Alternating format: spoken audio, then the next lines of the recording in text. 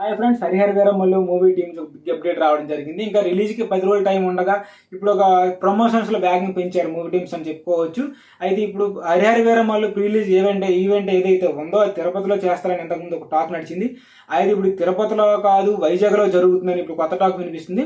అయితే దీన్ని జూలై 20వ తారీఖున చేస్తారని టాక్ వినిపిస్తుంది. అయితే దీన్ని అధికారికంగా ఒక 2-3 రోజుల్లో ప్రకటిస్తారని చెప్పుకోవచ్చు. అయితే ఈ మూవీ ఈవెంట్కి వచ్చేసరికి ఎస్ఎస్ రాజమౌళి, త్రివిక్రమ్ శ్రీనివాస్ ముఖ్య అతిథులుగా వస్తారని టాక్ వినిపిస్తుంది. ఎస్ఎస్ రాజమౌళి వచ్చేసరికి కీరవాణి ఈ మూవీకి సంగీతం అందించారు కాబట్టి తను వస్తున్నారని టాక్ కూడా నడుస్తుంది. అయితే తను కీరవాణి కోసం వస్తున్నారా, పవన్ కళ్యాణ్ కోసం వస్తున్నారా అనేది మీరు కూడా కామెంట్లో తెలియజేయండి. అదేవిధంగా త్రివిక్రమ్ శ్రీనివాస్ అయితే పవన్ కళ్యాణ్కి ఒక మంచి స్నేహితుడు, మిత్రుడు కాబట్టి తను వస్తున్నాడని చెప్పుకోవచ్చు.